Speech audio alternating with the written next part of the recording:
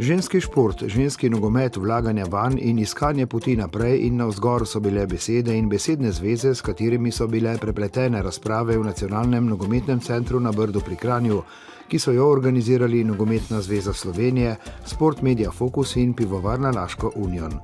Govorke in govorci so izpostavili pomembna vprašanja o priložnostih, izzivih in prihodnosti ženskega športa v Sloveniji. Veliko je bilo seveda govora predvsem o nogometu, ki je najbolj množičen šport pri nas, ne samo v moški konkurenci. Nogomet ima daleč največ predstavnic žensk v športu.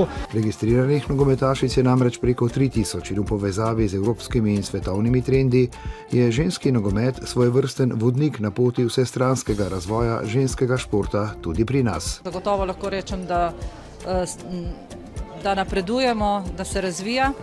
Mogoče za nekoga, ki gleda od zunaj, hitreje kot pa mi, ki smo zraven, mi bi seveda marsikaj spremenili. O tem, kaj postaviti v ospredje, kje poiskati vrzeli in kje jih zapolniti z nadgradnjo dobrih praks, so ob generalnem sekretarju Martinu Koželju razpravljali Ema Sajks iz UEFA, predstavnica Pivovarne Laško Union Muriel Bolen, Tjaša Kolenc-Filipčič iz Zavarovalnice Triglav, nekdani telovadec Sašo Bertoncelj iz družbe BTC, Divina Brkič-Hendriks iz podjetja Clipping, strokovnjak športnega komuniciranja Tilen Lamut, Teja Starc iz Teniške zveze Slovenije, nogometna sodnica Aleksandra Česen ter judoistka Andreja Leški.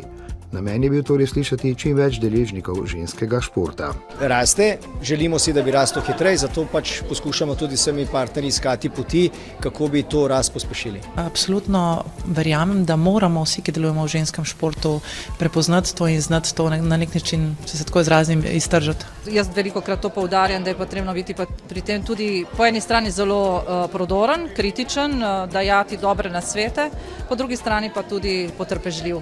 Tudi v želji, da ne bi več govorili o moškem in ženskem športu, ampak preprosto o športu. Nenazadnje tudi zaradi aktualnih trendov, ki brišejo mnoge tradicionalne meje na tem področju. Dejstvo je, da ženski šport je v porastu. Vse ocene, vsa merila kažejo na to, da od gledanosti do izpostavljenosti do sponzorstva vse se viša, vse se povečuje. Če gremo od nogometa, ki je za vse vodilni šport tudi pri ženskah postal. Je iz tega zornega kota temu primerno zanimanje pri vlagateljih? Seveda je.